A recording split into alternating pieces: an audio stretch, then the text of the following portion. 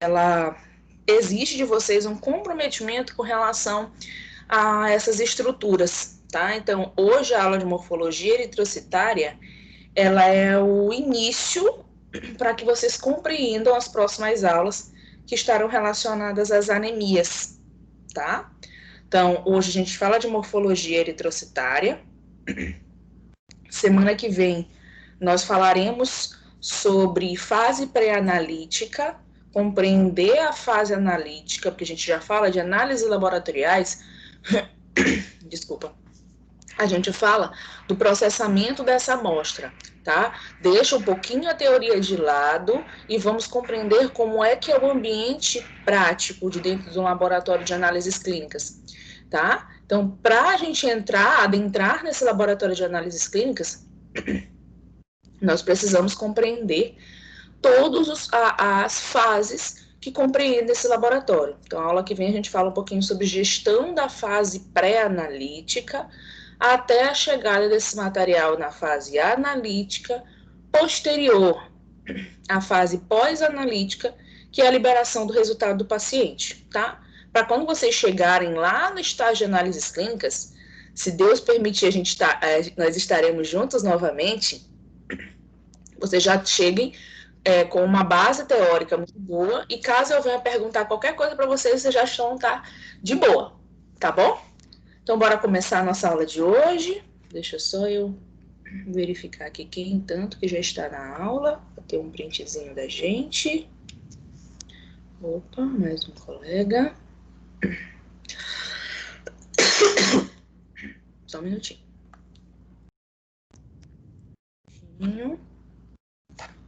Só colocar bem aqui no final, para eu não esquecer.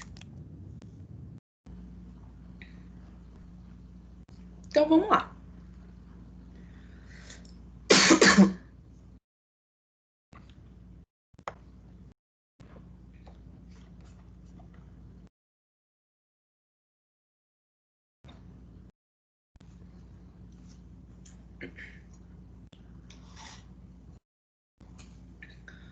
Oxi. Pera aí, rapidão, criança, que a tela sumiu aqui para mim. Pronto, agora apareceu de volta.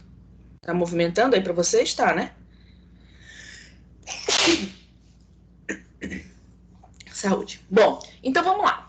Para a gente, então, iniciar os trabalhos a respeito dessa nossa aula de hoje, nós precisamos compreender a morfologia eritrocitária. Então, nós estudamos nas aulas passadas sobre todos os componentes sanguíneos, né?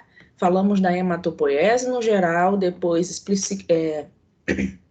exemplificando a eritropoiese, a plaquetopoiese, granulocitopoiese, a granulocitopoiese, tá? Então, cada tipo, cada estrutura, só que hoje nós vamos compreender a morfologia dos eritrócitos, compreender as estruturas dele e as diversas formas que nós poderemos encontrar, tá? Nesse esfregaço sanguíneo. Cada forma de eritrócito, ele é característico de um determinado tipo de anemia, tá? Sendo que nós temos alguns mais comuns e alguns menos comuns aqui no Brasil, tá bom? Quando a gente fala dessas anemias, as anemias mais comuns aqui são a anemia ferropriva, tá? Que é quando você tem a privação da presença desse ferro na medula, tá? E a outra anemia mais comum é a anemia hemolítica, mas do tipo anemia falciforme, tá? Quando nós formos dar as aulas de anemia hemolítica para vocês, vocês vão compreender que nós temos vários tipos de anemia hemolítica, dentre elas, nós temos a anemia falciforme, que é uma das anemias mais comuns de serem visualizadas aqui no Brasil, tá bom? Então, hoje a gente entende as estruturas morfológicas desses eritrócitos, dessas hemácias, beleza? Aqui eu demonstro para vocês, meninos, algumas imagens em que a gente encontra, essas imagens aqui são imagens de microscopia mesmo, onde você visualiza determinados tipos morfológicos, tá? Então, aqui eu posso encontrar, ó, a hemáciazinha em foice, tá? Que nós chamamos ela de drepanócito. Vocês podem visualizar também as hemácias em formato de gota, as crenadas não, resto celular, resto de hemácia, tá? Aqui nós temos os estematócitos, aqui nós temos as inclusões eritrocitárias que vamos demonstrar hoje para vocês, tá? Que é os corpos de Himes. Aqui nós temos os reticulócitos, tá? Então, tudo isso aqui são estruturas que nós vamos olhar no decorrer da nossa aula de hoje, tá bom? Falando um pouquinho sobre cada uma, tá? Num formato de desenho, que deixa essa alusão muito mais fácil, essa visualização muito fácil para a gente. Isso aqui seria um eritrócito normal. O que é um eritrócito normal? Em que você consegue visualizar um quantitativo de hemoglobina bem mais evidente na periferia da célula, e esse centro desse eritrócito, ele é levemente descorado. Mas por que a gente observa que ele é levemente descorado? Tá? O que é o diferente desse aqui na hipocramasia. Por conta da biconcavidade em que a gente visualiza. Lembra que eu falei para vocês que a hemácia é mais ou menos assim, ó? Cada parte dela, então a gente visualizaria ela mais ou menos dessa forma assim, grosseira. Em que a parte central é onde nós temos a biconcavidade, que é a forma que dá aqueles eritrócitos maduros, perdão. Tá? Então, o tamanho de um eritrócito normal, ele varia de mais ou menos 7 a 7,5, varia entre 7 a 8, na verdade, 7 a 8 micrômetros, tá? Sendo que um valor padrão seria de mais ou menos 7,5 micrômetros, tá? Ei, professora. Fala. Tem alguns alunos pedindo para a senhora aceitar. Ah, pronto. Obrigada, porque não estava bipando aqui para mim. Prontinho, aceitei. Era a Letícia, né?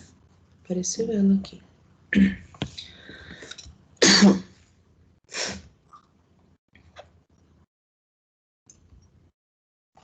Então, tudo que for diferente disso aqui, tá? Dessa característica, desse tamanho de 7,5 micrômetros, aí eu posso ter uma macrocitose ou uma microcitose, tá? Isso aqui que está escrito normal, você pode também chamar de normocitose.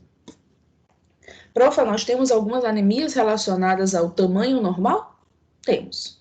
Vocês vão olhar no decorrer da nossa aula de hoje que sim, nós temos algumas anemias que iniciam normocíticas, mas em sua maioria começam a cursar para uma microcitose ou para uma macrocitose, tá bom?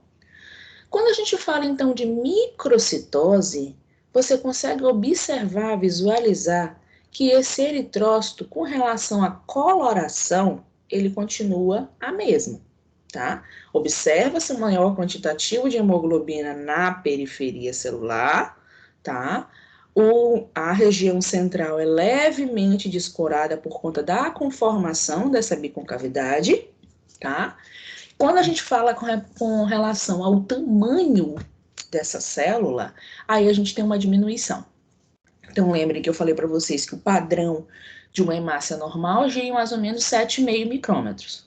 Então, tudo que for menor do que 7 micrômetros, eu digo que essa hemácia é microcítica, tá? E tudo que for maior do que 7,5, perdão, tudo que for maior que 9 micrômetros, eu digo que essa hemácia é uma macrocítica, tá? Então, a microcitose, eu tenho a coloração, a quantidade de hemoglobina ainda normal, porém o tamanho dessa célula foi diminuída, tá? Principalmente por conta da quantidade de ferro que estava disponível lá na medula óssea, tá? Então, se eu tenho diminuição na quantidade disponível de ferro, a tendência é que o pouco de ferro que eu tenho constitua hemácias pequenas, em sua maioria, tá bom? Então, microcitose, cadê a setinha? Microcitose, o tamanho dela é menor do que 7 micrômetros. Na macrocitose, esse tamanho ele é maior do que 9 micrômetros. A macrocitose é muito comum de se visualizar, principalmente nas anemias megaloblásticas, tá? Pelo nome megaloblásticas, a gente já tem um aumento considerável, tá bom? Deixa eu aceitar aqui o próximo colega.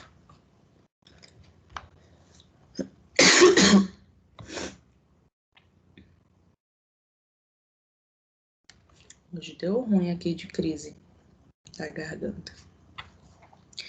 Beleza. Nós falamos então sobre o tamanho, mas bora então agora falar sobre a cor, a quantidade de hemoglobina presentes naquela hemácia, tá? Então nós temos a primeira característica chamada de hipocromasia. O que é a hipocromasia? É a diminuição na cor, tá? Então essa cor, ela está relacionada ao quê? A presença da hemoglobina, tá? Da quantidade de hemoglobinas. Então, o que aconteceu aqui? Provavelmente, o quantitativo de ferro presente na medula óssea, disponível na medula óssea, era pouco, que não deixou com que nós tivéssemos o acoplamento correto das hemoglobinas, tá? Fazendo aquela conformação tetrapirrólica bonitinha, tá? Que eu mostrei para vocês nas aulas anteriores. Então, se eu não tenho ferro disponível, eu não consigo acoplar as hemoglobinas. E, consequentemente, o que acontece com essa hemácia?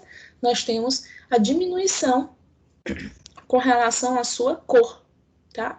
Então, essa concavidade, esse anel transparente, translúcido que nós visualizamos na hemácia, ela fica bem maior, tá? Então, ó, você percebe que é normocítico, você tem uma leve diminuição por conta mesmo da conformação estrutural desse eritrócito, tá? Na hipocromasia, você observa esse anel muito mais transparente, muito maior, tá bom? A hipocromasia está relacionada à diminuição na quantidade, no quantitativo de hemoglobina dentro desse eritrócito, tá? Já a policromasia, o que seria essa policromasia? Tá? Essa cromasia vem de cor, poli, múltiplas ou várias colorações, tá?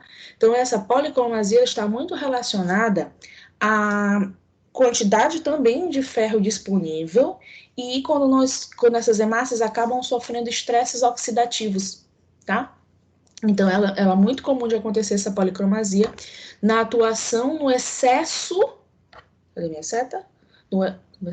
No excesso de ferro predominante disponível naquela medula óssea, tá? Causando então essa variação, essa mudança de cor muito característico do aumento exagerado da presença de ferro nesse organismo, tá?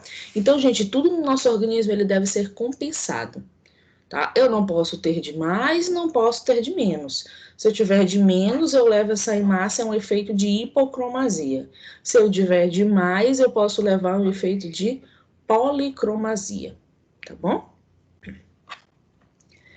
A anisocitose, o que seria a anisocitose? A anisocitose, gente, está relacionada à variação do tamanho desses eritrócitos, tá? Então, aqui eu tenho um eritrócito normal, aí aqui eu tenho um macrocítico e aqui eu tenho um microcítico, tá? Então, isso aqui é a variação de tamanhos presentes na corrente sanguínea do paciente. Isso nós chamamos de anisocitose. Quando que é muito comum de nós visualizarmos a anisocitose? Em pacientes que receberam, principalmente em pacientes que receberam bolsa de sangue. Então, bora fazer uma analogia aqui. Eu, Profa Marina, tenho uma estrutura de porte pequeno a médio, tá? Então, quem me conheceu pessoalmente percebeu que eu não sou uma mulher grande, mas também não sou uma mulher tão pequenininha assim, né? Então, eu tenho um porte levemente médio. Sou mulher e tenho um porte médio, ponto. Vocês, não sei se vocês já tiveram aula com o professor Flávio, ou se já conhecem ele, vocês sabem que o professor Flávio, ele tem um porte alto, tá? Completamente diferente do meu porte, tá? E ele é homem, então ele tem um porte alto e ele é homem, tá? Eu, por algum motivo, preciso de uma bolsa de sangue, o professor Flávio está apto a fazer essa doação de bolsa de sangue para mim. O que vai acontecer? As minhas hemácias, elas são normocíticas para minha conformação fisiológica, tá?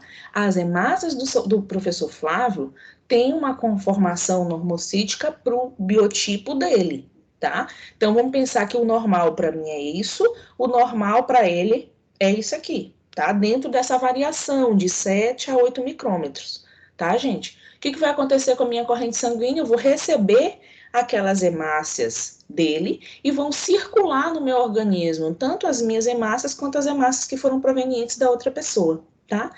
Isso, essa diferença de hemácias, de tamanhos de hemácia, é que podem me provocar a anisocitose, tá? O que é positivo dentro dessa anisocitose encaixada na utilização dessas bolsas sanguíneas, tá?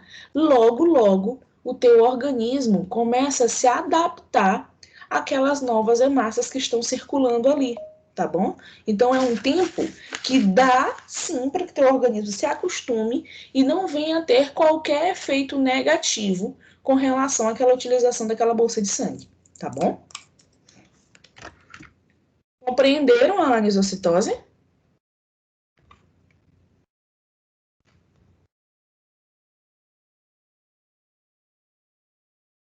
Só um minutinho, só terminar de adicionar os colegas aqui de vocês.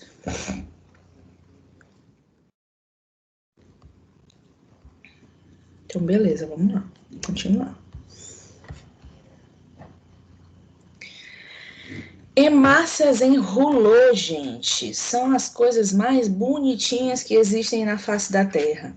São hemácias que você visualiza no esfregaço sanguíneo, mesmo que você faça aquele esfregaço leve, sensível, delicado, elas vão aparecer empilhadas no teu esfregaço sanguíneo, tá? Então, tu vai olhar dessa conformaçãozinha como tá aqui, ó. Uma em cima da outra, assim, fazendo uma fileira, tá? Que a gente fala em massas em rouleau ou em massas enfileiradas ou agrupadinhas, tá?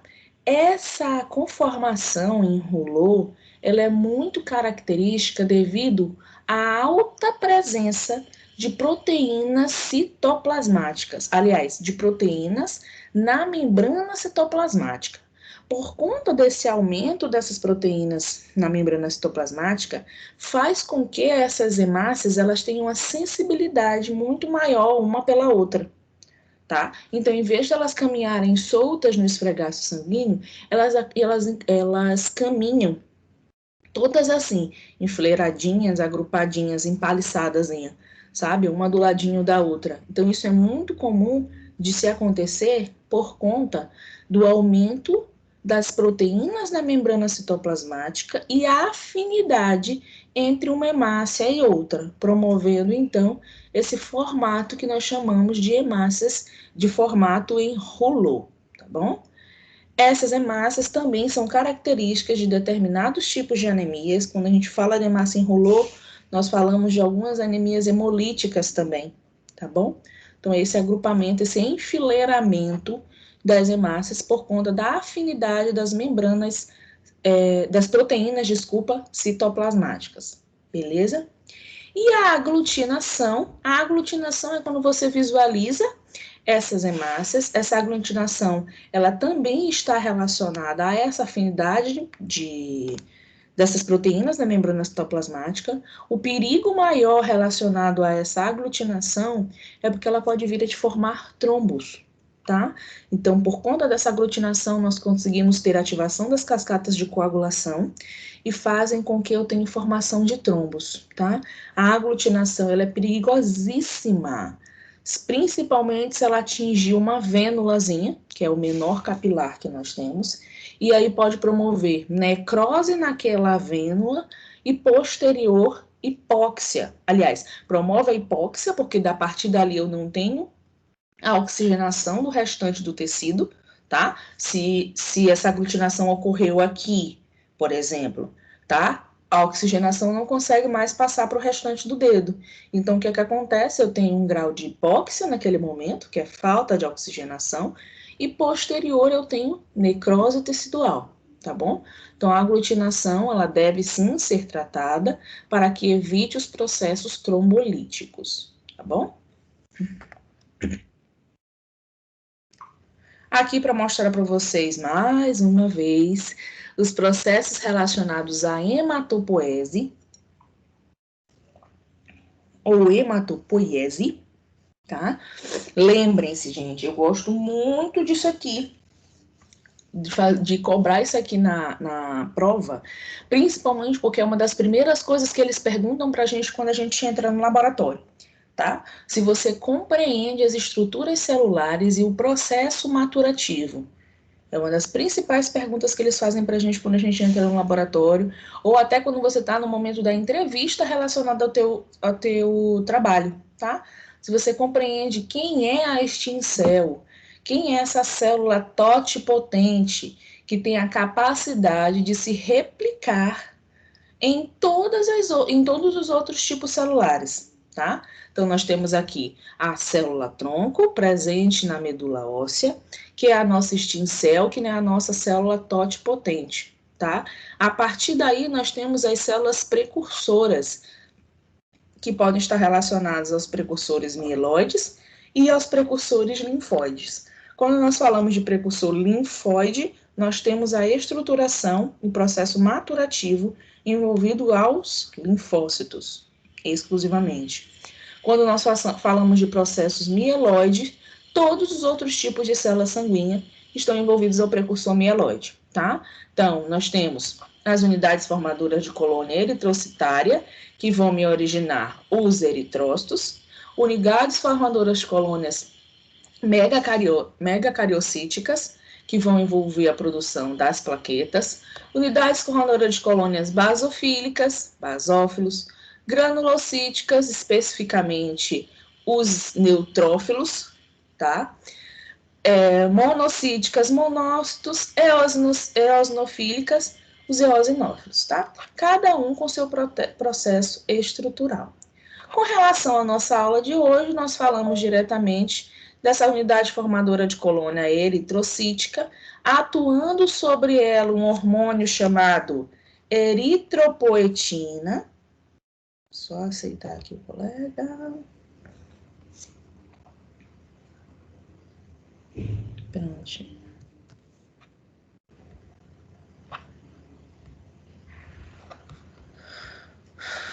Prontinho. Nós falamos sobre as unidades formadoras de colônias eritrocíticas e lembramos do principal hormônio que está envolvido na sua produção dos eritrócitos. Que hormônio é esse? Eritropoetina, tá? Além da eritropoetina, eu preciso de outro hormônio que atua potencializando o efeito da eritropoetina. Quem é que me diz que hormônio é esse? Alguém? Oi?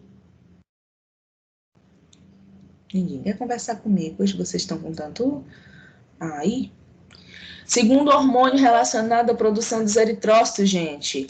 Testosterona. Coloquem isso na cachola de vocês. Guardem para a vida de vocês, tá? Testosterona, tá? Profa, só homem que possui testosterona? Note, tá?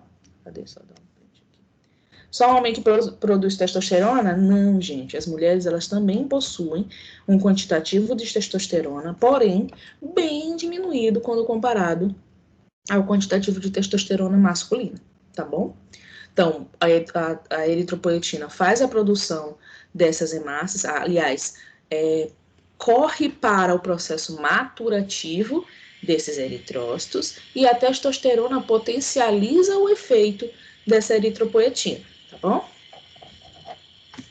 Aqui demonstro para vocês mais uma vez o processo maturativo específico ao eritrócito, tá? Então, nós temos a eritropoetina atuando desde as nossas unidades formadoras de colônias eritrocíticas para a produção já do curso maturativo proeritroblastos, os eritroblastos basófilos, policromáticos, ortocromáticos, até a produção do reticulócito e, por fim, os eritrócitos, ok? Aqui uma imagem demonstrando a estrutura e o tamanho, a morfologia desse proeritroblasto. Vocês conseguem observar que aqui do lado a gente tem hemáciazinhas ditas normais, tá? Normocíticas, em que você visualiza ao lado o tamanho desse proeritroblasto, para compreender como é que é a estruturação dele, tá? Então você observa que o citoplasma dessa célula é um citoplasma mais fino, tá? Com uma coloração intensamente basofílica, tá? Então, gente, nas análises clínicas vocês vão obrigatoriamente precisar compreender a coloração dessas células, tá bom? Então, quando a gente fala de coloração, quando nós falamos de coloração basofílica, nós queremos falar de um tom mais roxo, mais azul, tá? Então, é isso que é a coloração basofílica ou cianofílica, tá bom? Então, você vai observar um citoplasma mais fino. Em contrapartida, o núcleo dessa célula é um núcleo bem abundante, bem volumoso, ao ponto de que o núcleo dessa célula, ele consegue ser maior do que uma hemácia no seu tamanho normal, tá? Então, um proeritroblasto, a gente diz que ele chega a ser de 2 a 3 vezes maior do que o tamanho de uma hemácia normocítica, tá bom? Esse proeritroblasto é o primeiro precursor da linhagem eritroide, ok? Nós temos o eritroblasto basófilo, em que você já começa a visualizar uma mudança na coloração desse citoplasma, tá? Você consegue observar também a intensa capacidade mitótica dessa célula, a intensa capacidade de replicação dessa célula, ao ponto de ser visualizado, não sei se vocês conseguem ver, mas aqui a gente tem um nucleolo, tá? Mais embaçadinho bem aqui eu tenho um nucleolo, aqui eu tenho outro nucleolo, aqui eu tenho outro nucleolo, sendo visualizado nesse núcleo por conta da intensa replicação que essa célula está sofrendo, tá? Você consegue perceber aqui o processo de divisão, tá? E você consegue também observar que a partir daqui a gente já tem uma atuação, aliás, desde o proeritroblasto, né? Nós temos uma atuação direta na presença da eritropoetina, fazendo com que essas hemoglobinas elas comecem a ser captadas e para a formação desse anel tetrapirrólico, tá? Então você já começa a observar uma mudança na coloração desse citoplasma, que já vai começando a sair daquela estrutura mais grosseira, arroxeada, né? E já começa a observar esse citoplasma levemente claro, bem como o tamanho desse núcleo, ele também já começa a ser diminuído, tá bom? Por quê? Porque eu quero fazer o processo de divisão celular e, por fim, me levar à produção dos eritrócitos, tá bom? Eritroblasto policromatófilo ou policromático, tá?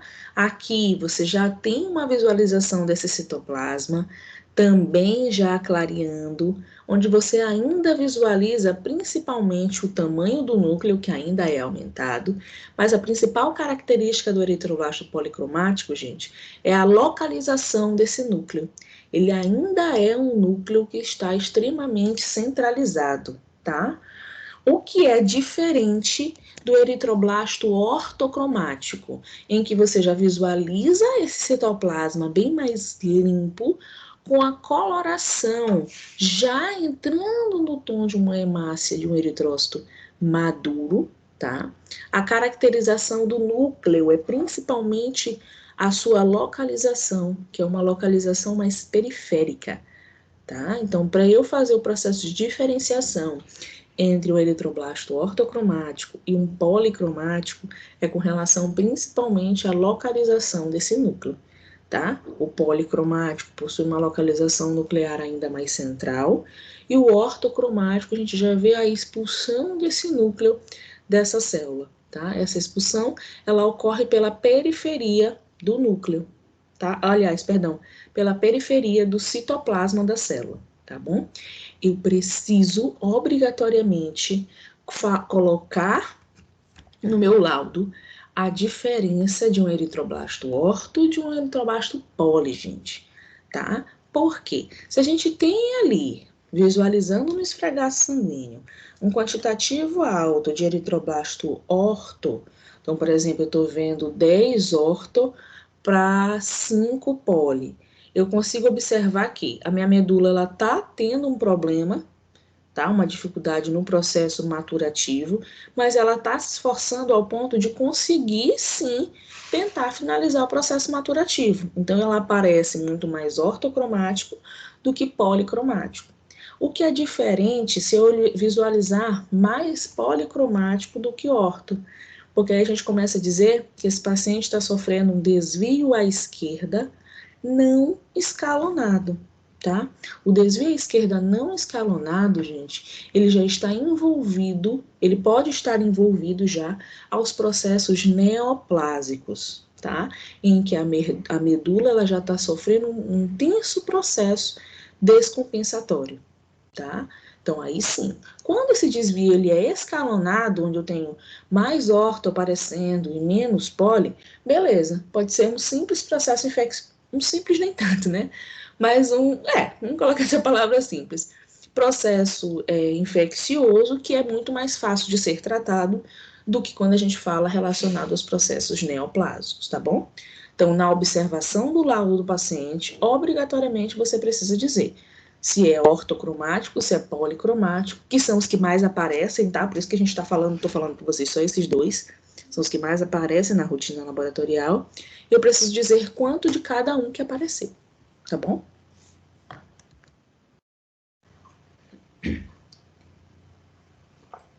Reticulócitos, tá? Isso aqui, essa partezinha aqui, gente, é só para fazer uma introdução das aulas anteriores, tá?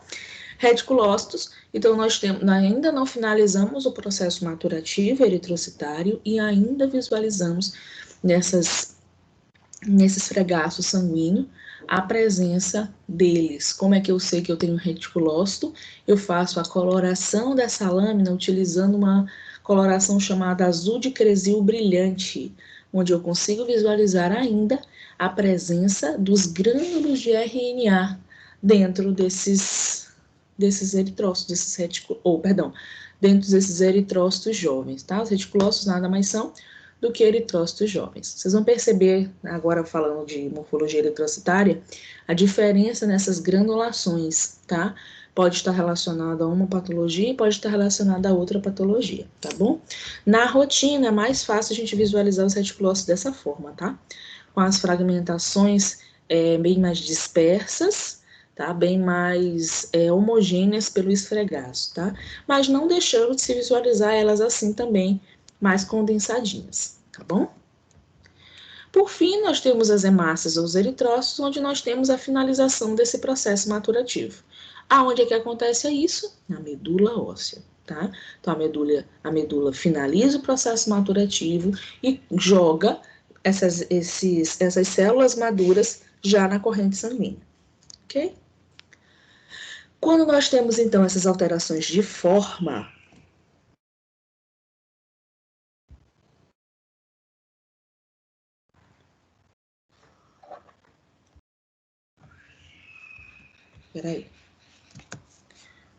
Quando nós temos, então, essas alterações de forma, meninos, nós falamos diretamente na presença da poiquilocitose. Então, o que é a poiquilocitose? É quando você visualiza no esfregaço sanguíneo do paciente várias formas morfológicas desses eritrócitos, tá bom? Então, aqui eu mostro para vocês as hemácias normais ou a biconcavidade que eu tanto estava falando para vocês, onde você incide um feixe de luz e consegue observar mais claro essa região central por conta mesmo da conformação da estrutura dessa célula. Na segunda imagem, nós temos os dacriócitos, que são os formatinhos de gota, os derepanócitos, tá? Formato de meia-lua ou formato de foice. Os acantócitos, vamos falar para vocês, esquizócitos, elipitócitos, estomatócitos, tá?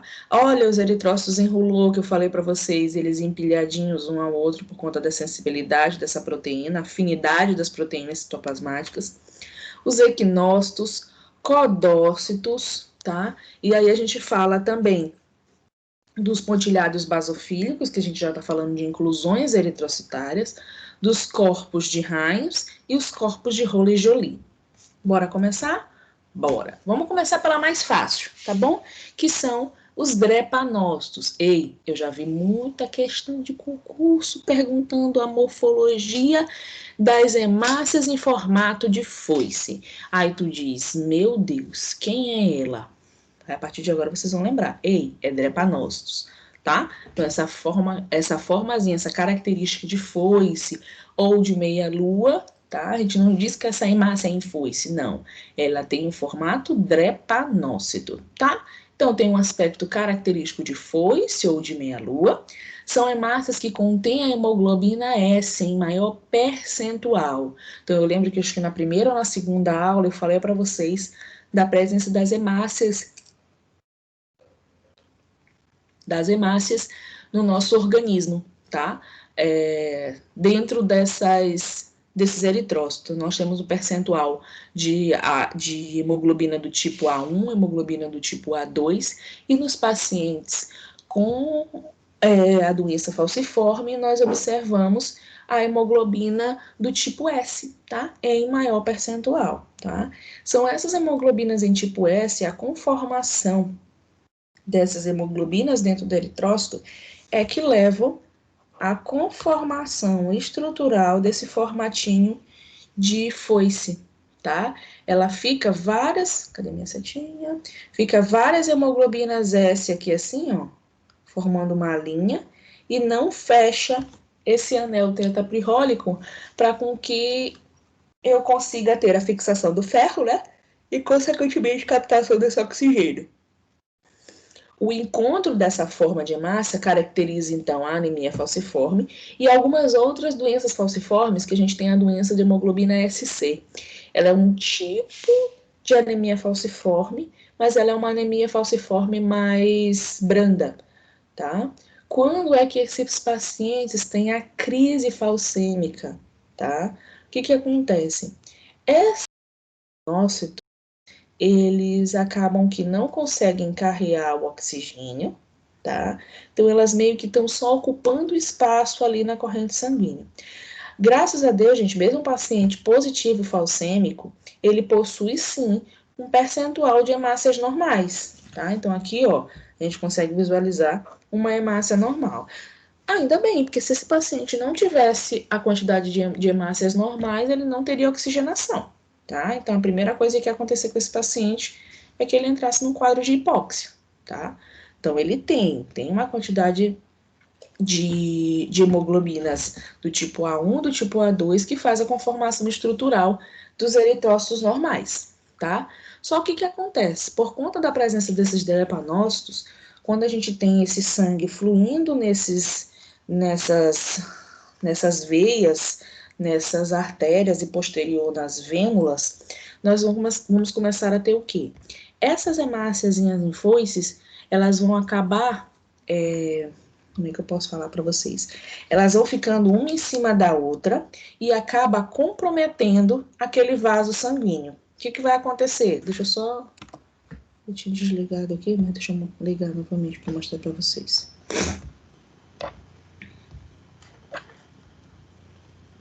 Então, o que vai acontecer aqui? Esse formato delas, então, elas vão começar a se empilhar uma na outra, tá?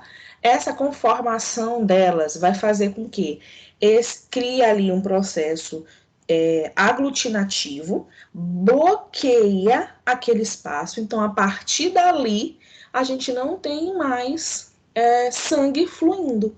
Se eu não consigo mais fluir o sangue para aquela determinada parte do corpo, vai acontecer o quê? Que essa parte do nosso corpo vai entrar em hipóxia, tá? É aí que os pacientes falcêmicos têm as chamadas crises falcêmicas, tá? Além do que, essas hemácias, além delas ficarem ali aglutinadinhas umas nas outras, a conformação celular delas ainda faz com que ela destrua as hemácias boas, tá? Por isso é que a anemia falciforme, ela entra no quadro de anemias hemolíticas, porque ela causa também a destruição dessas hemácias boas. Então, vamos pensar. Esse paciente que ele já possuía uma quantidade baixa de hemácias boas. Então, você vai ver um paciente com anemia falciforme que a hemoglobina dele normal, ela gira em torno de 6, 7. O que o valor de referência para homem é 13, 14, o valor de referência para mulher é 11, 12. Um paciente falcêmico, quando ele está bem, sem crise nenhuma, com imunidade super perfeita, ele está com hemoglobina de no máximo 8. Tá? Isso é o paciente normal. Então, uma hemoglobina de 8 para um paciente é pouca coisa para um paciente normal. Para o paciente falcêmico, isso daí para ele é característico de normal. Bora lá, quando ele entra na crise falcêmica, então, a gente tem esse ampliamento desses drepanócitos e ainda a destruição das hemácias boas. Então, o que vai acontecer? Esse paciente entra nessa crise falcêmica que nós falamos, que nada mais é do que diminuição do aporte oxigenal do organismo dele, tá? Então, vai acontecer o que? Essa hemoglobina dele cai para 4, quando cai para 5, quando não cai para 4, cai para 3, ao ponto de o paciente entrar a qualquer momento num quadro grave de hipóxia. Então, o que a gente pede nesses pacientes que estão em crise falcêmicas extremas? Geralmente é introduzido bolsa de sangue nesses pacientes, tá? O que é feito na rotina para o tratamento, aliás, para a profilaxia desses pacientes com anemia falciforme, tá? A cada 21 dias, eles utilizam bezetacil, tá? Aquele antibióticozinho bacana de se tomar, de se aplicar. Então, eles fazem uso de bezetacil a cada 21 dias para efeito profilático. Para quê? Para manter a imunidade desse paciente de uma forma efetiva e que ele não entre em crises falcêmicas, tá? Brasil, é muito comum ter pacientes falciforme? Muito, tá? A anemia falciforme, ela está envolvida diretamente às pessoas da raça negra, tá? E São Luís, Maranhão, também. Aqui a gente ainda tem um percentual também de pacientes que são traço falciforme, tá? Em que fisiologicamente não tem mudança estrutural significativa, tá bom? São leves quadros de hipóxias que levam esses pacientes traço falciforme, mas é muito singelo, tá bom? Na aula que a gente vai falar de anemia hemolítica com foco na anemia falciforme, eu explico para vocês os testes que estão envolvidos para a visualização desses drepanócitos e fechar o diagnóstico do paciente com traço falciforme ou positivo falciforme, ok? Ovalócitos ou eliptócitos são eritrócitos com a forma ovalada, tá? Então, parece mesmo um ovinho. Possui uma agregação bipolar de hemoglobina. Então, como é que a gente visualiza essa agregação bipolar? Ela tem uma afinidade maior pelas estruturas da periferia, tá? Dessa célula. Então, essas hemoglobinas, elas têm uma afinidade maior pelas extremidades bipolares dessa hemácia, tá? Então, você observa nesses ovalócitos que a gente tem uma presença muito maior nas duas extremidades, uma coloração por conta da quantidade de hemoglobina muito maior nas extremidades dessa célula, tá? Ocorrem principalmente em grande quantidade, ele coloca aqui pra gente de 90% a 95%, está envolvida nas anemias hereditárias ovalocíticas, que a gente chama de ovalocitose hereditária, tá? Então, é muito comum você visualizar 90% das hemácias em formato de ovalócito nessa ovalocitose hereditária, tá bom? Porém, elas podem também estar presentes em pacientes com anemia megaloblástica, você visualiza uma macrocitose extrema, pode ser visualizada também, os ovalócitos, tá? Dependendo do estadiamento das anemias por deficiência de ferro, tá? Numa fase mais crônica, você já consegue visualizar essas hemácias no formato ovalócito. Nas talassemias, algumas anemias falciformes, mas muito singela, e em condições normais dos pacientes é ainda mais discreto, é no máximo em 1% dos pacientes, tá bom?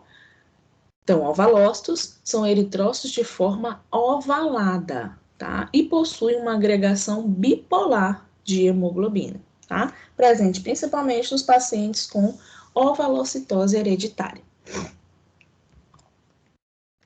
Esferócitos. Os esferócitos, gente, eles são eritrócitos com um diâmetro bastante reduzido, ou seja, são microcíticos, porém, eles são mais espessos do que o eritrócito normal, tá bom? Eles apresentam essa forma mais esférica aqui, podendo resultar de defeitos genéticos na membrana da hemácia. Então, assim como a ovalocitose, a esferocitose, os esferócitos também estão envolvidos por fatores de defeitos genéticos na estrutura dessa membrana eritrocitária, tá bom? Causando a esferocitose hereditária. Ou também relacionada na interação entre hemácias cobertas por imunoglobulinas, tá? Mas esse aqui é um percentual bem pequeno, tá? Que está envolvido, então, nas anemias hemolíticas autoimunes, tá? Mas os esferócitos mesmo, maior percentual de 70% a 80%, estão envolvidos a esferocitose hereditária, tá bom? São também encontrados nas anemias hemolíticas microangiopáticas, na incompatibilidade do sistema BO. Então, quando a gente fala da incompatibilidade do sistema BO, nós falamos diretamente de tipos sanguíneos diferentes. Como assim, profa? Vamos por exemplo, paciente, a mãe, ela é sangue O positivo. O pai é sangue A positivo. Então, nós temos aí, ou B positivo e A positivo, que fica mais legal. B positivo e A positivo. O que acontece aí? A gente tem diferenças de tipo sanguíneo. Eu estou produzindo um embrião. E o que pode acontecer com esse embrião? Ele pode vir adquirir características sanguíneas do pai, tá? Que possui um tipo sanguíneo diferente da mãe. O que vai acontecer? Esse tipo sanguíneo diferente do bebê, ele é sinalizador, é sensibilizador para a produção de anticorpos frente àquele antígeno ali específico, que é o sangue diferente, tá bom? Então, começa a fazer, o organismo da mãe começa a combater esse tipo sanguíneo diferente, tá bom? Então, por conta disso, ele faz a produção desses esferócitos, tá? Principalmente por conta de incompatibilidade do sistema BO, tá? No hiperesplenismo, tá? Que é quando eu tenho um aumento considerável do baço, tá? Em algumas metaplasias mieloide, pós-retirada do baço, que é o órgão que faz essa destruição desses eritrócitos, tá? Na malária e também como artefato, beleza? Então, deixa eu mostrar bem aqui para vocês, tá? Os esferócitos, tá? Então, são hemácias bem pequenininhas, que nós caracterizamos elas como microcíticas, tá? Ao visualizar essa célula, você quase não consegue visualizar a biconcavidade dela, tá? Por conta dessa intensa diminuição na sua conformação total, tá bom? E aqui eu mostro para vocês também o esfregaço sanguíneo comum, tá? Onde você visualiza essas hemácias microcíticas. Beleza?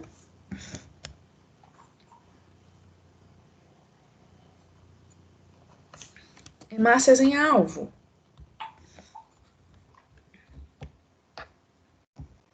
Tá de boa por enquanto? Hemácias em alvo, tá, gente? Nós também podemos chamar elas de leptócitos ou de codócitos, tá?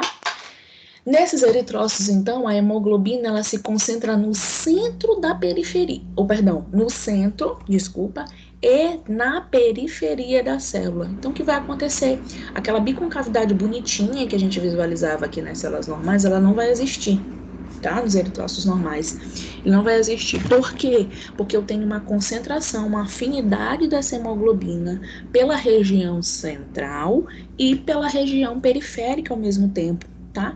Porém, a porção mediana entre o meio, ou perdão, entre a periferia e a porção central, ela vai ser mais transparente, mais translúcida, tá? Então, o que acontece aqui? Nós temos uma afinidade dessas hemoglobinas diretamente pela região central e pela região periférica. Então, ele dá esse aspecto de alvo mesmo, tá? Essas hemácias, elas são muito comuns de serem visualizadas principalmente nas talassemias, tanto o beta maior quanto o beta maior, tá? Na anemia de Cooley, que é também um tipo de talassemia, tá? Só que é uma forma de talassemia bem mais grosseira, bem mais pesada para esse paciente, tá? Em pacientes com algumas hemoglobinopatias, tá? Algumas deficiências, algumas patologias envolvidas diretamente na conformação, na estruturação dessas hemoglobinas, tá? Alguns pacientes também com anemia falciforme, com a hemoglobina SC, que é um tipo de anemia falciforme, tá? Pacientes com algumas doenças hepáticas crônicas, tá? Onde eu não consigo ter a metabolização efetiva e esse fígado está comprometido por conta disso, tá? Na deficiência moderada de ferro e após retirada do baço, tá? A esplenectomia.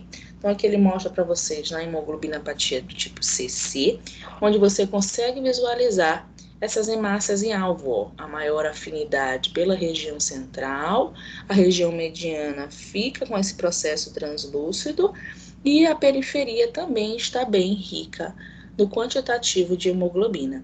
Quando a gente joga para um esfregaço sanguíneo comum, gente, que é assim que a gente visualiza o esfregaço sanguíneo, você vai observar também da mesma forma, tá? A característica dessas hemácias em alvo. Então, estão relacionadas por conta, ou elas são visíveis, visualizadas por conta da afinidade dessas hemoglobinas, tanto pela região central quanto pela região periférica, ok? Pacientes com as talassemias é o principal, onde a gente principalmente fecha diagnóstico no esfregaço sanguíneo, visualizar a hemácia em alvo, tá? Para pacientes talassêmicos.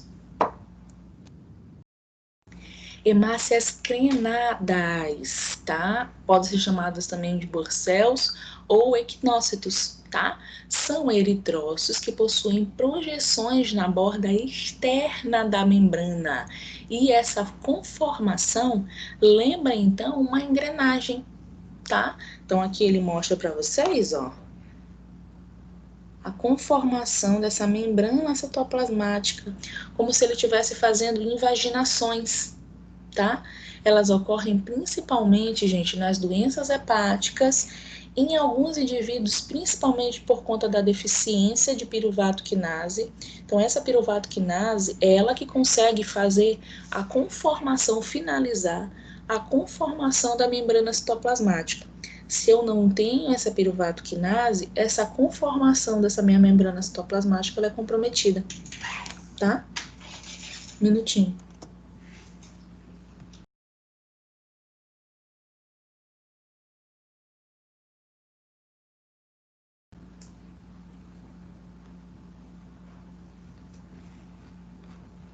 Pronto. Tá? Então, se eu tenho deficiência dessa piruvato quinase, eu tenho o comprometimento da formação da minha membrana citoplasmática, tá bom? Nas doenças renais, em alguns indivíduos também, com úlcera péptica, tá? Então, eu vou visualizar nesse esfregaço a conformação de como se fossem invaginações, tá? Nessa membrana citoplasmática. Paciente só possui essas hemácias crenadas? Não, gente, tá? Eles também possuem as hemácias normocíticas, normocrômicas, característica então dessas normalidades, porém, por conta dessas deficiências, por conta de fatores relacionados a patologias renais, podem sim também formar essas hemácias crenadas, ok? São fáceis de ser visualizadas no esfregaço sanguíneo, tá bom? Você vai olhar nitidamente essas invaginaçõezinhas. Beleza? Acantócitos, gente, os acantócitos, eles são muito semelhantes as hemácias crenadas. O que difere principalmente é a formação de alguns espículos ou algumas pontas, tá? Na estrutura desses eritrócitos, tá? Então, ele apresenta uma forma arredondada com essa proeminência pontiaguda, que nós chamamos de espículos irregulares, tá? São características de deficiência congênita de beta-lipoproteínas, tá? Que estão ali envolvidas na membrana, na conformação dessa membrana citoplasmática, tá? Se eu não tenho essa proteína, eu acabo também fazendo a modificação na forma dessa membrana eritrocitária, tá? Elas podem ser observadas principalmente aonde? Nas anemias hemolíticas. Como assim, profa? Não tem esses pontas que elas estão fazendo aqui, ó? Essa aqui tá mais bonita ainda. Tem essa ponta que ela tá fazendo aqui? Então, essa hemácia, ela também não consegue carregar o oxigênio da forma efetiva. E quando é que ela aparece na anemia hemolítica?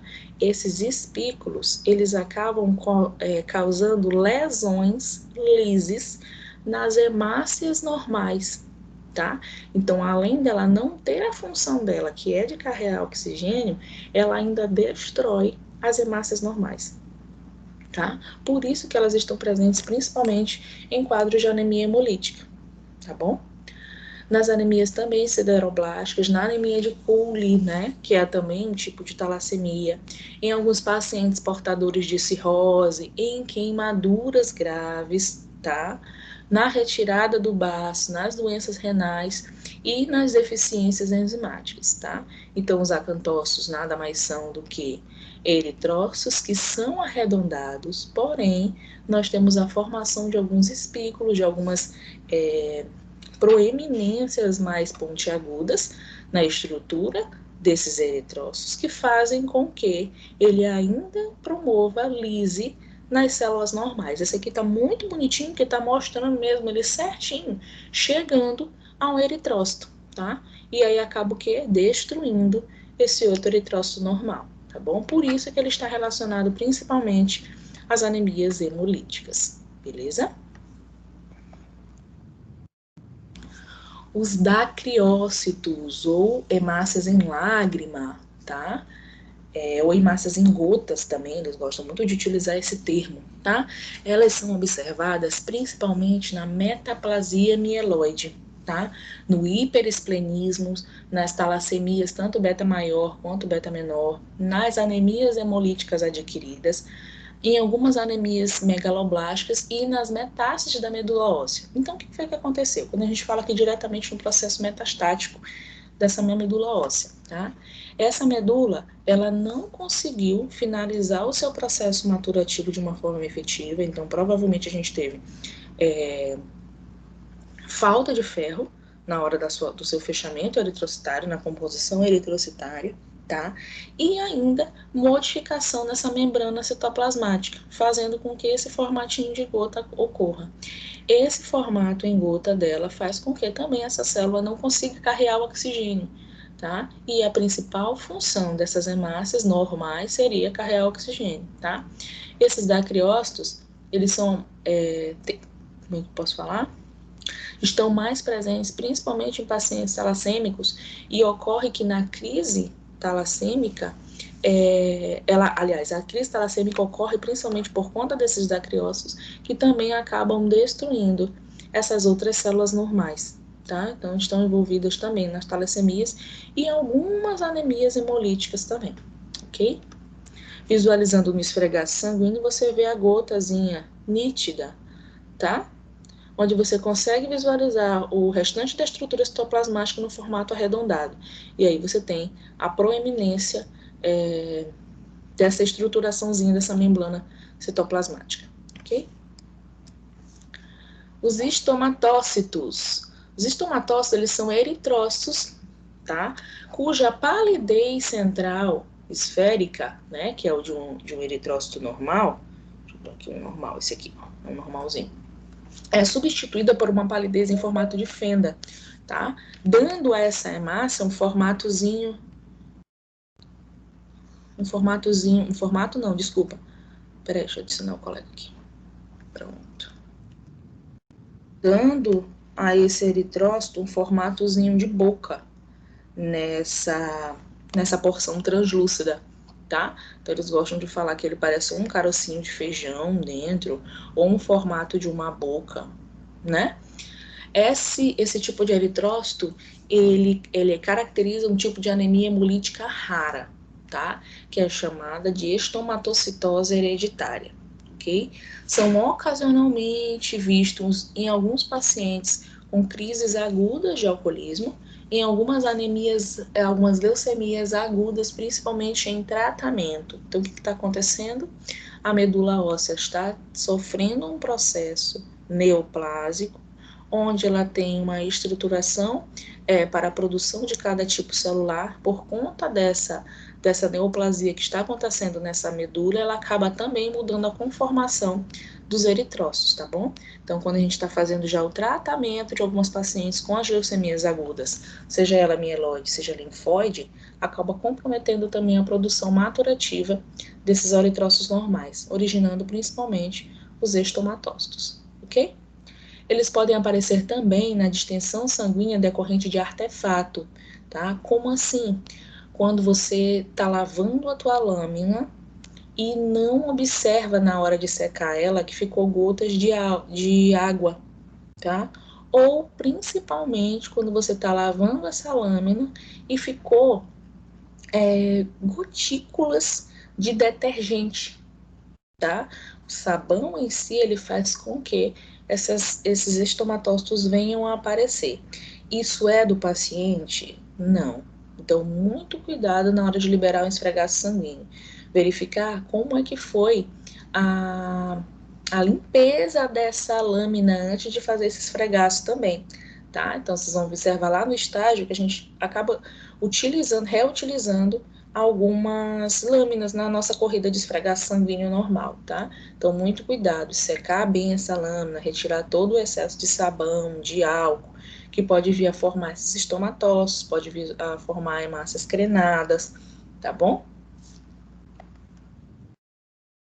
As hemácias fragmentadas. As hemácias fragmentadas seriam nada mais do que restos de hemácias, tá? Eles podem também ser chamadas de esquistócitos ou eritrócitos mordidos, tá? Elas são originalmente, são originadas, eu ia falar originalmente, originadas, são originadas por alguns mecanismos como trauma por colisão na hora do fluxo sanguíneo. Isso acontece muito em pacientes que fazem uso da... Ô, gente, como é o nome daquele negócio? Que paciente que faz hemólise usa, senhor? Aquela veia artificial? Fístula. Lembrei. Pacientes que têm a fístula, tá? Pacientes que fazem hemodiálise, tá? É tipo uma veiazinha artificial que fica tremendo no braço do paciente. Aquilo ali pode vir a causar traumas a produção dessas hemácias fragmentadas por conta da intensa colisão dessas hemácias uma à outra, tá? Em traumas também a passar por depósitos intravasculares de fibrina ou agregados plaquetários. Como assim, profa? A gente tem aqui, no meio do caminho, sendo formado um coágulo por conta de uma lise que aconteceu ali, tá? De um vaso sanguíneo que aconteceu ali, então eu quero ativar a cascata de coagulação e acionar os meus agregantes plaquetários para fechar, para estancar aquele sangue. Acontece o quê? Que naquele momento em que aquele agregado plaquetário ele ainda não foi fechado o suficiente, eu consigo ainda passar, ter um fluxo sanguíneo ali. Porém, essas hemácias, elas não conseguem passar de uma forma efetiva. Por mais que a gente saiba que a hemácia, ela possui aquele movimento na sua membrana citoplasmática, ela não consegue passar de uma forma efetiva. Então, acaba que na parede desses agregados plaquetários, elas passam, mas não conseguem passar certinho. E aí acaba mostrando, tendo a formação desses restos de hemácia, tá? Ou essas hemácias fragmentadas. Em traumas mecânicos também, principalmente por próteses valvares também é muito comum, muito parecido também na utilização das fístulas, tá? Em agressão térmica, tá? Em pacientes que sofreram queimaduras extremas e principalmente também em agressão química por alguns fármacos oxidativos, tá? Que possuem afinidade por essas hemácias e acabam oxidando essas hemácias, ok? Bom, falamos das formas das hemácias, então agora nós iremos falar de algumas estruturas que poderemos visualizar dentro dessas hemácias, que nós chamamos de inclusões eritrocitárias, tá?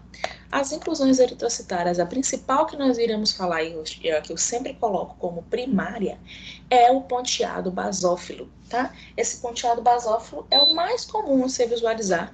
O percentual de células que possuem esse ponteado basófilo giram em torno de 0,5% a 1,5% no esfregaço sanguíneo normal, tá? Então, esse ponteado basófilo nada mais é do que a presença de grânulos basofílicos, geralmente pontiforme,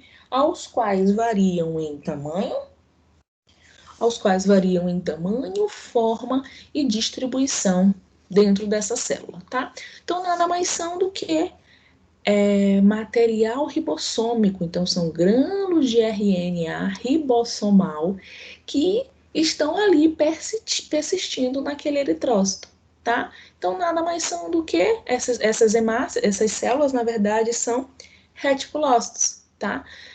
Isso reflete imaturidade celular, tá? Então quando a gente pensa no reticulócito, nós lembramos de eritrócitos jovens, tá? Esses ponteados basófilos finos ou difusos são vistos em várias anemias, incluindo a anemia ferropriva, porque aí eu não consigo completar o processo maturativo, então acaba aparecendo a primeira célula imatura dentro desse esfregaço sanguíneo, que é o basófilo, tá? Só que esses ponteados basófilos grosseiros, eles podem também estar relacionados, gente, a uma exposição alta de chumbo, tá? Então é muito comum visualizar em algumas indústrias que trabalham diretamente com a utilização de chumbo, esses profissionais serem visualizados, no esfregaço sanguíneo desses profissionais, ser visualizados esses ponteados basófilos muito mais grosseiros, tá? Então, é bem comum também ser visualizado em pacientes com anemia ferropriva e em pessoas que estão sendo expostas diretamente, cronicamente, à presença do chumbo, tá bom? Então, aqui eu mostro para vocês, ó, um ponteadozinho bem mais leve, bem mais discreto, tá? Aqui ele mais corado e mais distribuído na região central, ou na região total desse eritrócito, e aqui eu tenho o reticulócitozinho formando os grânulos basofílicos, ok? Os corpos de Heinz, tá? São as segundas inclusões eritrocitárias também mais comuns de serem visualizadas. São pequenas inclusões redondas que consistem de hemoglobina desnaturada, tá? Então, a diferença entre os ponteados basófilos, perdão, quando comparado aos corpos de Heinz, é porque os ponteados basófilos são restos de núcleo, são restos de RNA. Os corpos de Heinz são desnaturações da hemoglobina, tá? Então é diferente. Um é resto de núcleo e o outro é a oxidação ou desnaturação das hemoglobinas daquela célula, tá? Então, o que pode ter acontecido é essa injúria oxidativa, esse estresse oxidativo que essa hemoglobina sofreu dentro daquela hemácia, ok? Elas encontram-se na periferia das hemácias, principalmente. Podem estar únicas e dispersas, mas em sua maioria elas são múltiplas e grosseiras, tá? Quando eles falam aqui pra gente que elas são refratáveis, é que quando você faz o esfregaço desse paciente, nessa lâmina, quando você for mexer levemente o micrômetro ou o micrometro, ela vai brilhar na tua frente, tá? Porque são refratáveis e unidos à membrana eritrocitária, ok? são observados através da coloração supravital, porém elas não são reticulócitos. É bem mais grosseira, tá? Essa oxidação dessa hemoglobina, você vai visualizar esses grânulos muito mais grosseiro, muito mais pesado nessa hemácia do que o reticulócito, tá bom? Então, ó, aqui ele mostrou, aqui eu mostro para vocês, ó, eles mais estruturados, mais grosseiro, e eu trouxe para vocês fazendo uma comparação entre esses corpos de Heinz e o reticulócito. Você percebe que a gente tem um aglomerado desses ponteados basófilos nessa lâmina, mas apesar de estarem aglomerados, eles são mais discretos, tá? Em sua visualização. Já os corpos de Heinz, não. É aquela coisa grosseira, pesada, em que você visualiza dentro desse citoplasma, tá bom? São observados principalmente também nas anemias hemolíticas causadas por agentes tóxicos aos eritrócitos, né, que promovem a destruição dessas hemoglobinas. Pode ocorrer também em pacientes com deficiência da G6PD, que está relacionada à G6PD. Essa deficiência de G6PD também tem um tipo de anemia, nós vamos falar nas próximas aulas, tá? Em portadores de algumas hemoglobinas instáveis, que aí por conta dessa instabilidade dessa hemoglobina, eu não consigo fechar o anel perfeitamente, fazer a captação do oxigênio. Então, esse ferro acaba comprometendo ali também a oxidação dessas hemoglobinas, tá? Na alfa-talassemia e em alguns pacientes que não possuem mais o baço, ok? Então, fica aquele precipitado grosseiro, tá? No citoplasma dessa célula. Siderócitos. Os siderócitos, gente, eles são grânulos de ferro, tá? Então, os siderócitos, eles aparecem principalmente quando a gente tem um excesso de ferro presente naquela minha medula óssea, tá? Então, como eu falei na aula passada para vocês, eu não posso ter pouco ferro e eu não posso ter muito ferro. Se eu tiver pouco ferro, eu posso levar ao paciente aos quadros de anemia, das anemias mais clássicas, tá? E o excesso de ferro pode me levar a uma hemocromatose, tá? Que são a formação principalmente desses radicais livres, tá? E aí onde eu observo essas inclusões eritrocitárias chamadas de siderócitos. Então nada mais são do que grânulos de ferro dispersos de modo irregular na periferia do eritrócito, tá? Vistos principalmente nas síndrome mielodispásicas, tá? Então aqui eu mostro para vocês, através da coloração do azul da Prússia, onde você observa esses grânulos de ferro, esse aglomerado de ferro ao redor desse eritrócito, tá? Então é muito comum, ó. Aqui parece assim que ele está dentro da célula, né? Mas não, gente, ele está ao redor desse eritrócito. Por quê? Porque esses grânulos de ferro, gente, eles possuem uma afinidade direta pelas hemácias, pela membrana eritrocitária. Então, a tendência deles é se acoplar e, por conta dessa sensibilidade, ficar muito próximos aos eritrócitos, tá? Então, você observa aqui, ó, os siderócitos todos ao redor aqui, tá? Que são esses grânulos de ferro ao redor dessas hemácias, tá bom? Quando a gente fala, então, das alterações dessas formas, nas inclusões eritrocitárias, nós precisamos compreender o significado mais frequente em que ocorre a visualização desse dismorfismo e dessas inclusões e o significado mais frequente em que ocorre. Por exemplo, nos esferócitos, tá? A formação daqueles esferócitos, aquelas hemáciazinhas pequenas, microcíticas, o significado mais frequente está relacionado à esferocitose hereditária e, consequentemente, a quadros de hemólise, tá? Os dacriócitos estão relacionados principalmente nas anemias megaloblásticas, tá? E em algumas fibroses medular. Hemácias em alvo, codócitos e leptócitos, estão envolvidas diretamente nas hemoglobinopatias, tá? Em algumas talassemias e em quadros de ferropenia, ou ferropênicos desse paciente, tá? Os acantócitos estão relacionados a essa sensibilidade, dessa membrana citoplasmática, tá? Então, está relacionadas à beta-lipoproteinemia congênica, tá? Em algumas hepatopatias e pós-esplenectomia, tá? As hemácias crenadas, que podemos chamar também de Bursell's ou equinócitos, estão relacionadas principalmente à deficiência de piruvato quinase, tá? Está lá envolvida na produção daquela membrana eritrocitária, em algumas doenças hepáticas, renais, na úlcera péptica, tá? Os ovalócitos, afinidade dessa hemoglobina pelas extremidades, bipolar dessa hemoglobina, né? Então, está envolvida diretamente na anemia megaloblástica, tá? Os aliptócitos estão, assim como os esferócitos, estão envolvidos naquela doença, nas patologias hereditárias, tá? Então, na eliptocitose hereditária, também na mielofibrose. Os drepanócitos, tá? Ou hemácias falciformes, mas deletem esse termo hemácias falciformes, tá? Utilizem mais o termo drepanócito. Um minutinho. Estão envolvidas a doença falciforme, tá? Os estomatócitos estão relacionados às doenças hepáticas e principalmente também na diferença de tipo sanguíneo, principalmente envolvido aos recém-nascidos, tá? Os corpos de Roy e Joly, acabamos nem trazendo para vocês, mas eu consigo colocar para vocês nas próximas aulas, estão envolvidos a asplenia funcional ou anatômica. Os corpos de Roy e Joly, eles são os menos comuns de serem visualizados, tá?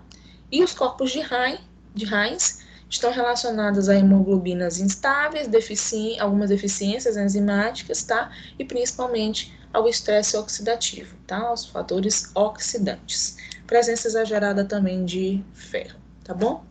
Quando a gente fala relacionado ao tamanho eritrocitário, tamanho do eritrócito e envolvido as patologias, a gente divide nos 3 grupos: microcitose, normocitose e macrocitose. Na microcitose, pera rapidinho. Na microcitose, então, nós temos relacionados a esse tamanho desse eritrócito, são eritrócitos pequenos, tá? Bem comum em pacientes com ferropenia, nas anemias ferroprivas, tá? Nas talassemias, em algumas doenças crônicas e nas doenças medulares, onde a gente está tendo um problema direto lá na medula, ok? Na normocitose, eritrócitos normais, com seu tamanho ali mais ou menos 7,5 micrômetros, tá? Então, estão envolvidas principalmente a doenças crônicas, na policarência, não carência exclusiva de ferro, mas também de algumas outras vitaminas, tá? Podem levar esse paciente aos quadros de anemia normocítica, tá? Nas doenças medulares também e em quadros de hemólise aguda, tá? Quando a gente fala desses quadros de hemólise aguda, meninos, nós falamos porque, um exemplo assim, clássico, o paciente está tendo um sangramento agora, né? Se você levar ele para fazer o hemograma dele, você vai observar no esfregaço ainda não uma modificação grosseira. Então, você vai visualizar essas hemácias normocíticas, tá? O que pode acontecer depois é que esse paciente entrar num quadro crônico e aí essa hemácia já não se tornará mais normocítica, já se tornará microcítica, tá bom? Então, vai muito do estadiamento da patologia do paciente, ok? As macrocitoses estão envolvidas principalmente nas anemias megaloblásticas, onde eu consigo visualizar um tamanho grosseiro dessas hemácias, porém, infelizmente, a quantidade de hemoglobina presente nessa hemácia, ou ela é normal ou ela é diminuída, tá bom? Visualizada também nas hepatopatias, nas tireoidopatia e nas síndromes mielodisplásicas, tá bom? Então, tem esse aumento no tamanho desse eritrócito. Aqui eu trouxe para mostrar para vocês, com relação ao VCM, como é que se comporta essas anemias e para eu fechar o diagnóstico, tá? De qual tipo de anemia, possível anemia que esse paciente está tendo, tá? Então, VCM, gente, é volume corpuscular médio, tá? Então, me diz o volume desse eritrócito, tá? Então, o volume, ele gira entre 80 e 100, é considerado normocítico. Mas aqui a gente está falando de uma anemia microcítica, tá? Onde a gente tem os eritrócitos pequenos. Então, o VCM da anemia microcítica, ele é menor do que 80 fentolitros, tá? Então, bora lá. Eu estou aqui com o VCM menor do que 80 fentolitros. Estou olhando aqui o laudo, o hemograma desse paciente. O que é que eu vou dosear junto nesse hemograma? Eu vou começar os parâmetros bioquímicos. Qual o principal parâmetro bioquímico que eu visualizo aqui, que eu dosei nesse paciente? A ferritina.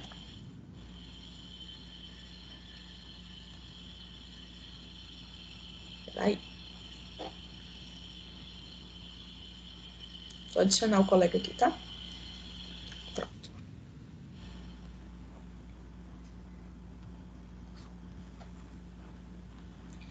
Então, faço o quê?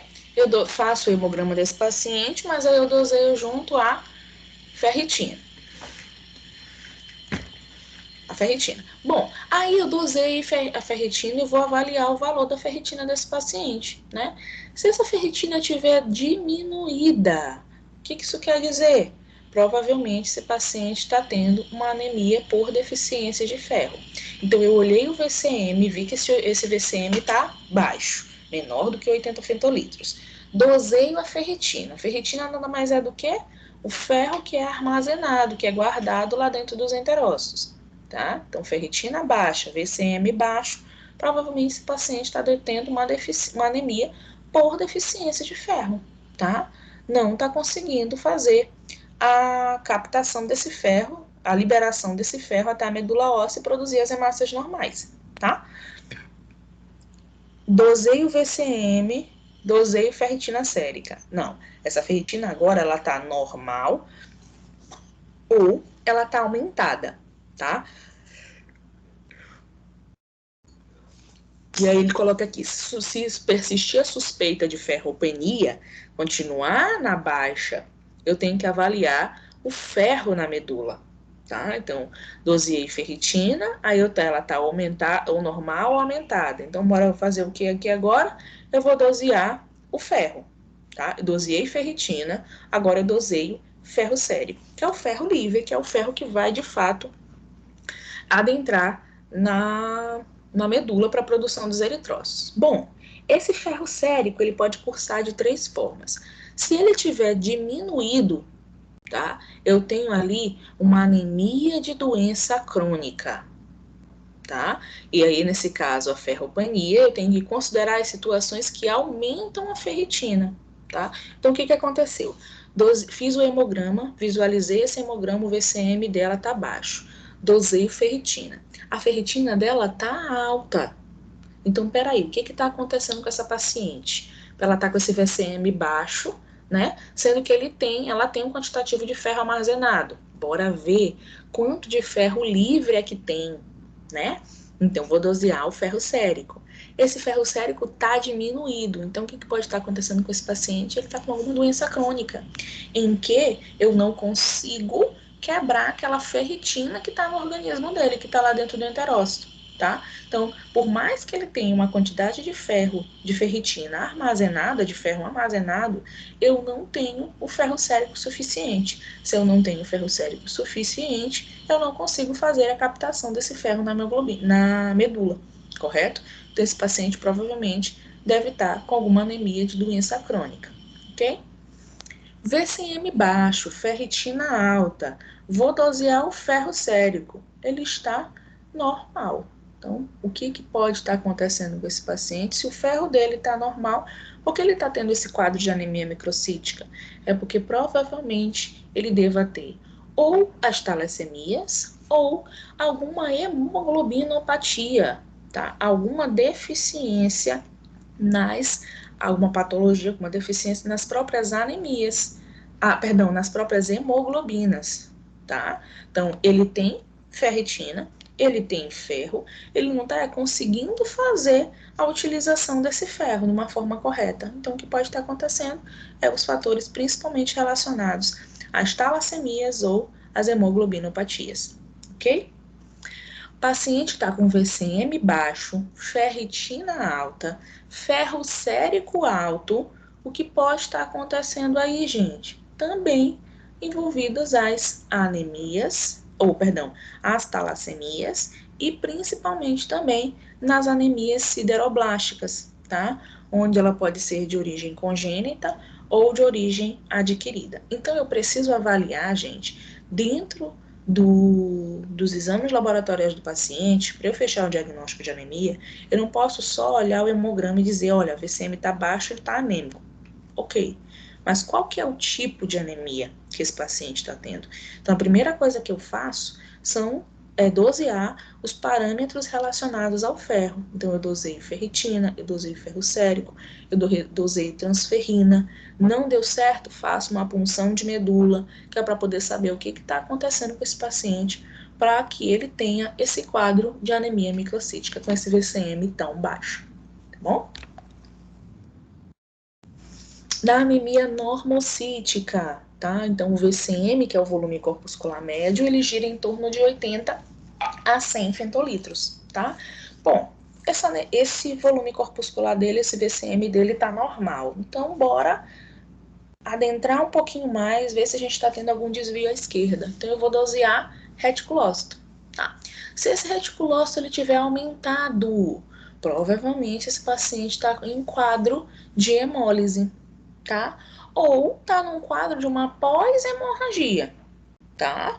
Onde ainda não consegui com que a minha medula produzisse efetivamente os eritrócitos novamente, tá? Então, anemia normocítica com reticulócito alto, provavelmente esse paciente está tendo uma hemólise, tá? Bom, anemia, VCM normal, vou dosear o reticulócito e esse reticulócito ele está ou normal ou diminuído.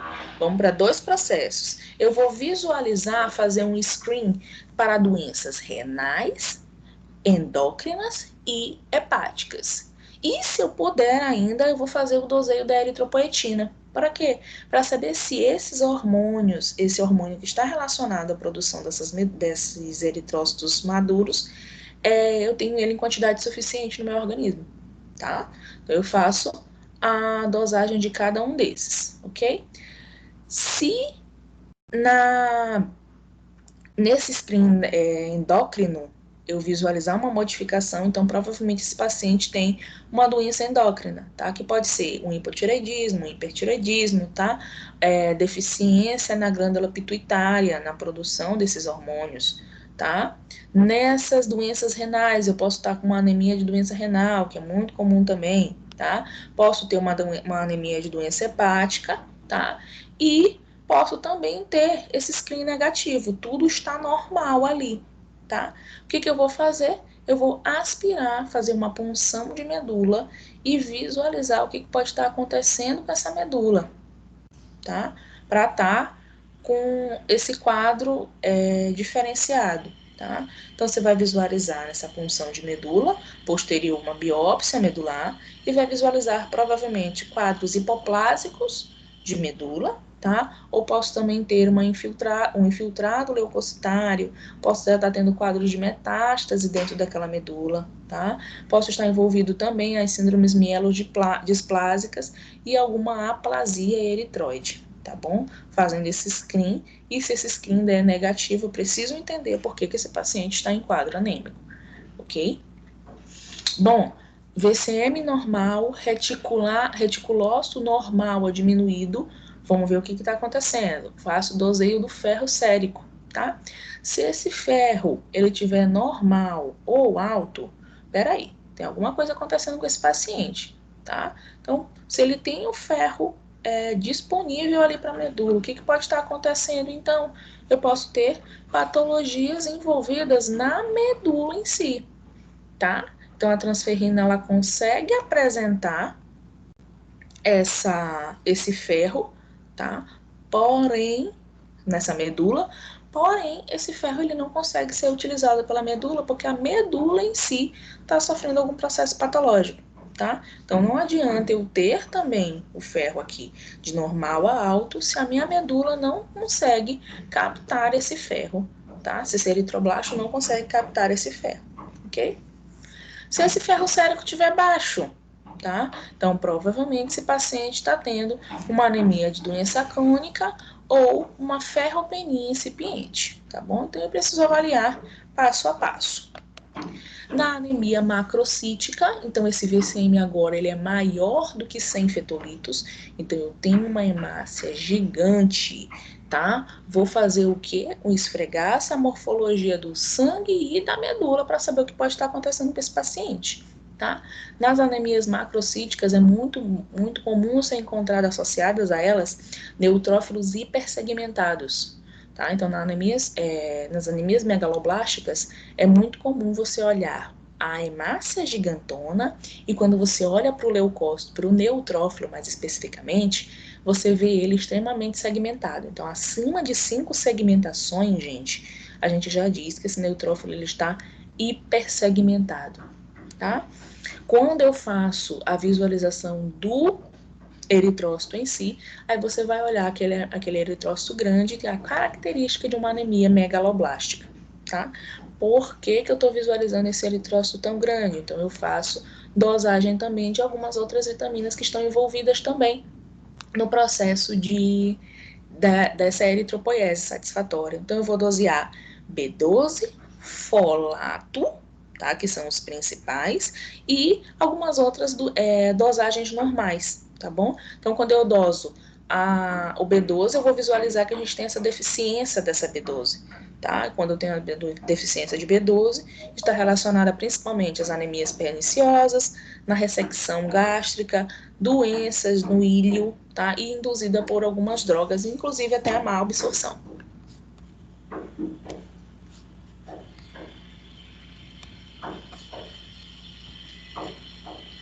Daí, a gente vai visualizar também a deficiência de folato. Isso é muito comum de acontecer, principalmente nas gestantes, tá? Por isso que os médicos fazem aquela indicação de fazer a utilização nos primeiros meses a suplementação de vitamina B12, de ferro, desse folato, tá? É muito comum também de ser visualizada na infância, principalmente quando a gente tem aquela troca de alimentação, tá? Em que o bebê sai daquela amamentação exclusiva, da alimentação exclusiva mamária, né? E parte agora para a alimentação adulta. Então, na maioria das vezes, esse bebê ele não consegue ter uma afinidade direta por essa nova alimentação, né? Então, tudo é novo para ele, ele não consegue se alimentar dessa forma dita normal a partir de agora para ele, né? E acaba não conseguindo ter absorção dos nutrientes de uma forma efetiva, tá? Deixa eu ver se tem alguém para entrar. Não consigo, coloquei ela. Minutinho.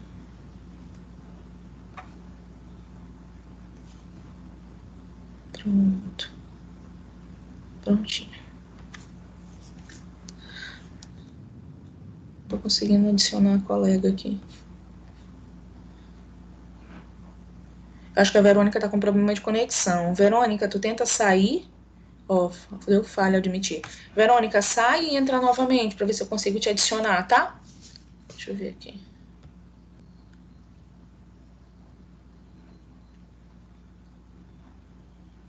Acho que é problema na tua conexão, Verônica. Sai e entra novamente, tá bom?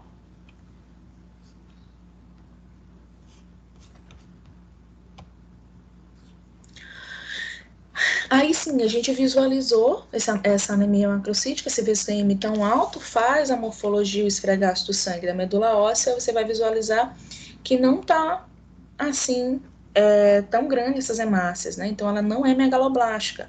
O que eu faço? Dosei reticulócito para compreender o que pode estar acontecendo ali, tá? Se esse reticulócito estiver aumentado, provavelmente esse paciente está tendo uma anemia hemolítica, tá?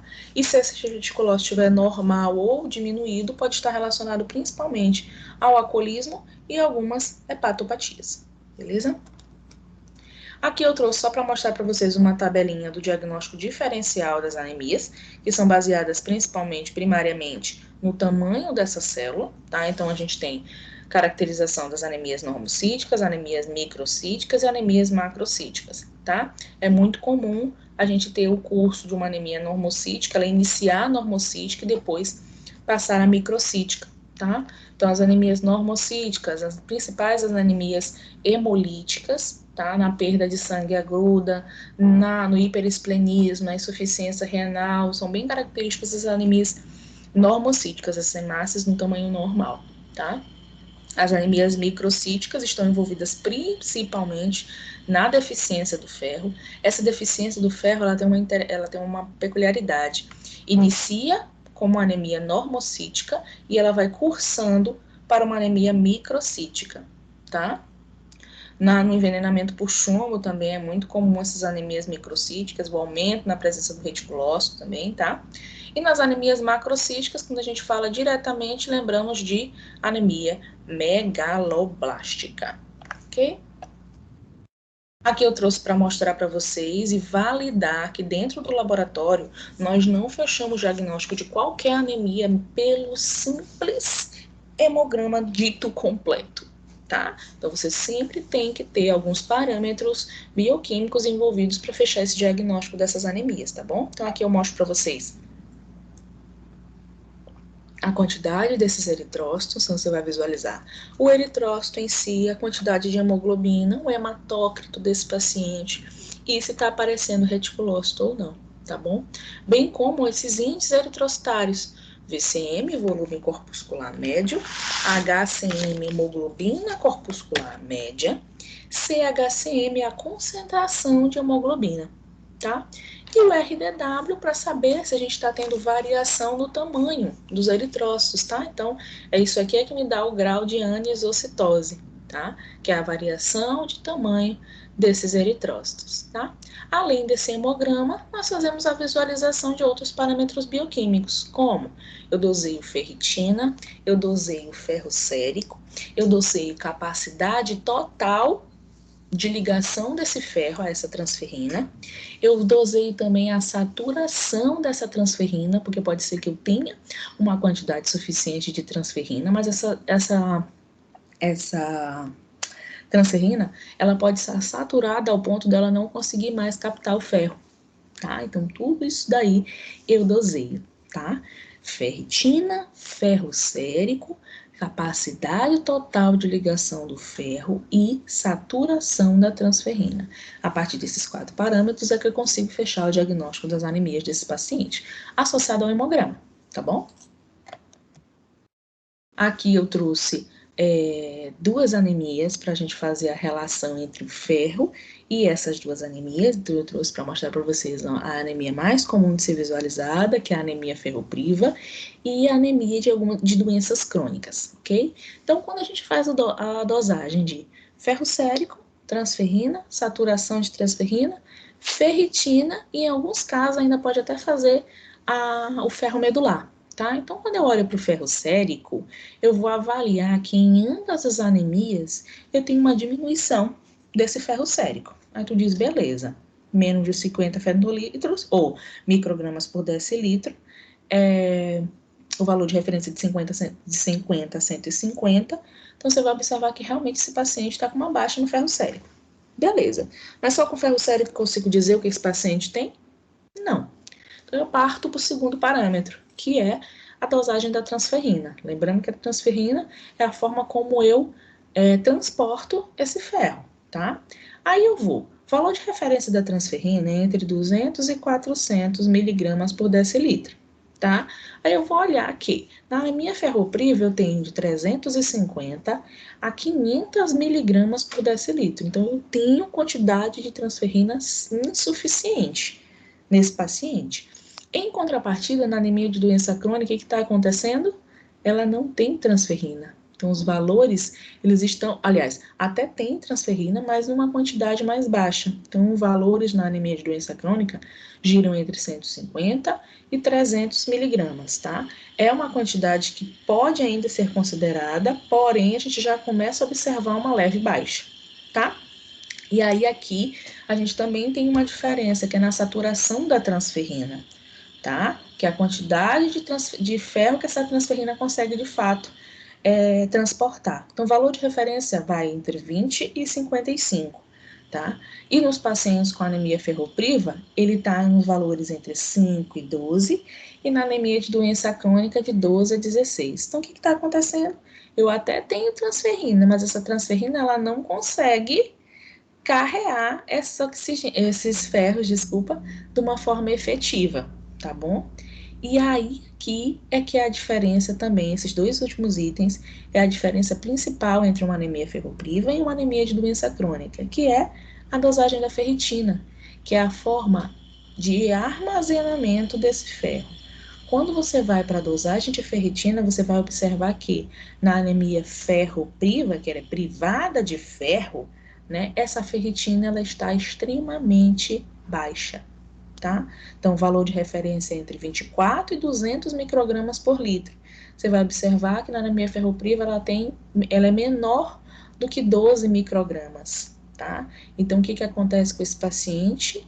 Ele tem uma baixa de ferro sérico na anemia ferropriva, tem uma baixa de ferro sérico, mas também ele tem baixa de ferritina, ou seja, esse paciente ele não tem ferro no seu organismo, tá? Então, a gente observa que esse paciente ele possui menor que 12 microgramas por litro.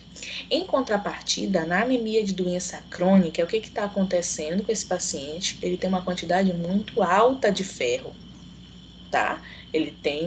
Varia de mais do que 200 miligramas por decilitro. Então, o que está acontecendo com esse paciente? Ele não está tendo como carrear, como fixar esse ferro na transferrina. Por quê?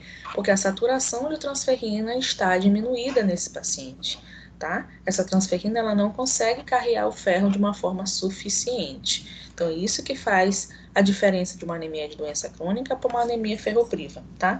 Na ferropriva, esse paciente ele nem tem ferro armazenado, tá? Na anemia de doença crônica, ele tem sim, o problema é a saturação dessa transferrina. E aí, quando a gente vai fazer a dosagem do ferro na medula, para fechar mesmo o diagnóstico, para saber se não foi algum problema lá na medula na hora de acoplar esse ferro, você vai observar que na anemia de ferropriva ela é ausente, ou seja, não tem ferro mesmo esse paciente, tá? Já na anemia de doença crônica, esse paciente ele possui sim ferro. Ele não tem como carrear esse ferro para a medula, por conta da saturação da transferrina, tá? Então, olha que lindo. Eu preciso avaliar todos esses parâmetros relacionados ao ferro. Se ele tem ferro livre, se ele tem a transferrina, como é que tá a transferrina, tá? Será que ela está conseguindo carregar esse ferro de uma forma efetiva? Como é que tá a ferritina, que é a forma como ele está armazenado? E doseio também o ferro dentro da medula. Beleza? Aqui eu trouxe características laboratoriais relacionadas às anemias microcíticas e hipocrômicas. O foco é mostrar para vocês o quadro na anemia ferropriva, então o ferro sérico é diminuído, tá? A capacidade total de ligação do ferro é aumentada, porque o pouco ferro que eu tenho no organismo eu quero captar nessa transferrina, então eu aumento essa capacidade de ligar o ferro à transferrina, tá? A ferritina dele, infelizmente, é diminuída, tá? O ferro lá na medula é ausente, tá? Mas o que alivia esse paciente é que a quantidade de hemoglobina A2, que é a normal, está normal nesse paciente, tá? E tem um quantitativo que ainda ajuda com que esse paciente não entre em um quadro de hipóxia severo naquele momento, tá bom? Então, o que está acontecendo com esse paciente? Ele não tem ferro mesmo, tá? E aí faz com que a transferrina que ele ainda tem se ligue a esses pouquíssimos ferros, moléculas de ferro que ainda tem nesse organismo, tá bom? Aqui eu mostro com relação à classificação morfológica dessas anemias, com foco na anemia macrocítica, onde a gente visualiza um VCM bem maior do que 100 fetolitros, e estão relacionados principalmente à anemia megaloblástica, tá? Na anemia megaloblástica eu tenho deficiência direta de B12 e de folato, tá? E na anemia não megaloblástica está relacionada a alguns efeitos externos, como o alcoolismo, algumas hepatopatias, mielodisplasias e nas anemias aplásticas. E... Ui, peraí, deixa eu no botão errado aqui. Deixa eu colocar aqui para nós conversar. Dúvidas, traumas, gritos, socorros ou não? Povo? Oi? Chuchus? Tá de boa, professora. Só trauma. Confundi tua cabeça, Jéssica? Um pouquinho, professora.